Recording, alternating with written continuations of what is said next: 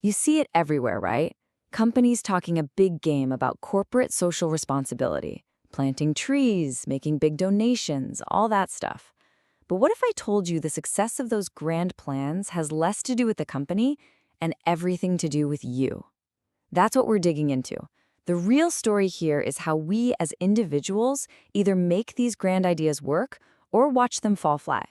So let's get into it. All right, here's our game plan. We're going to start with the big picture corporate view of CSR. Then we'll zoom way in on the missing piece. That's the human factor. After that, we'll unpack a new model for how we behave, see what shapes our reactions, and then look at how this all plays out for different people. And finally, we'll talk about what this means for the future of business. So to really get this, we got to go back a bit. For decades, the whole conversation around CSR was, well, pretty one-sided. It was all about the corporation, what the company, as this giant entity, was doing. And man, has this idea changed over the years? Back in the 50s, it was a pretty simple idea. Business leaders should just, try to align with what society values. By the 70s, it started to grow, moving beyond just making money and following the law. And then, in the 90s and 2000s, it just exploded into this complex web of principles and actions to actively do good for society and the planet. Our expectations have definitely gone way up. And that brings us to where we are today. The modern definition of CSR is all about balancing what they call the triple bottom line. That's profit, people, and the planet. And the really crucial part, it's about meeting the expectations of all the stakeholders, employees, customers, the whole community, not just the people who own stock. This is a really key idea. Okay, so that all sounds great on paper, right? But there's a huge problem with only looking at it from the company's point of view. For all the fancy reports and high-level policies, it just doesn't explain why CSR efforts have such messy, totally unpredictable results in the real world. I mean, you'd think if it's so important, the results would be clear, right? But they're not at all. The research is completely all over the map. Some studies say CSR helps the bottom line, others say it does nothing, and some even find it hurts profits.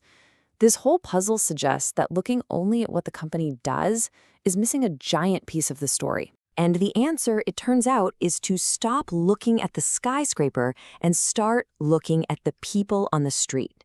Researchers call this shift micro-CSR, and the big idea is that the real impact of a CSR program has nothing to do with the policy itself.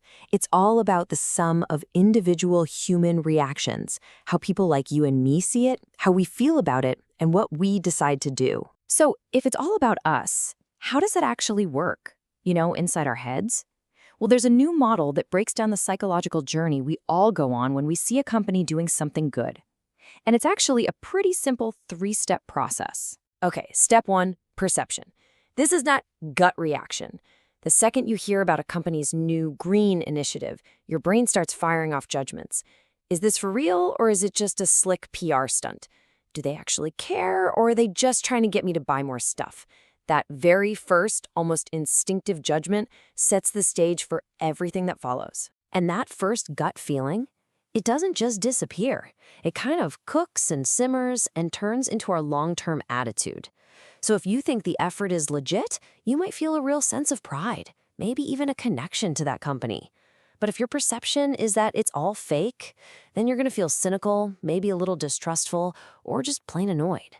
This is the emotional heart of it all. And then, of course, how we feel determines what we do. A positive attitude? Maybe you buy their product. Or if you're an employee, you might even become what's called a social entrepreneur, someone who really champions these causes from inside the company. But a negative attitude, that leads to just ignoring the whole thing, or maybe even actively pushing back against it. This is where the rubber meets the road. But wait, it's not quite that simple. This whole 3-step journey from seeing to doing, it's being pushed and pulled by 2 massive forces the whole way. These forces shape our perceptions, our attitudes, and our behaviors. The easiest way to think about it is this. There's the internal you factor, which the model calls CSR readiness, and the external world factor, which it calls CSR context. It's really about who you are on the inside versus the world you're operating in on the outside. And both have a huge say in what happens next. So on one hand, you've got CSR readiness. That's all the stuff you bring to the table. Your personal toolkit. How strong is your own moral compass? Do you care deeply about the environment? Are you a naturally agreeable person? All of this stuff determines how likely you are to even notice a company's CSR efforts, let alone care about them. And on the other hand, you have the CSR context. This is your world. This is everything happening around you. Does your boss really support the company volunteer day, or just talk about it? Are there actual incentives for getting involved? This external world can either pour gasoline on your internal readiness and make it easy to act, or it can totally snuff it out. All right, let's put it all together. We've got this 3-step mental journey from perception to attitude to behavior, and it's all being shaped by who we are and the world around us. Now for the fun part, let's see how this actually plays out in the real world for different people. First up, let's put ourselves in the shoes of an employee. Your company just rolled out a big, flashy new social responsibility program. How does this whole model affect you on a day-to-day basis? This is a perfect example. The employee's direct CSR context, their manager not really backing the program, is negative. So their perception is that the whole thing is just for show. That perception leads to an attitude of cynicism. And what do you think their behavior is going to be? Probably not signing up for that volunteer shift, right? Okay, let's switch hats. You're not an employee anymore. Now you're a customer at the grocery store, looking at 2 different brands of coffee. One of them is shouting about its commitment to sustainability. See? For the customer, everything hangs on that critical first step, perception. They are actively judging the company's motives. Is this authentic, or is it just greenwashing? Faking being green to make a sale. A perception of authenticity leads to trust, and they buy the coffee. A perception of greenwashing leads to cynicism, and they buy the other brand. And for our last example, let's zoom out even further. Think about someone who just lives in a town where a big factory operates. They don't work there, they don't buy the product, but they are absolutely a stakeholder. This is so interesting because it shows how messy our perceptions can be. This community member has 2 conflicting perceptions at once. They see a positive local action, sponsoring a team, but it clashes with a much bigger negative perception of the company as a polluter. And because of that clash, the good deed feels fake. It proves that a few small positive actions can't just erase a bad reputation. So, what's the big takeaway here?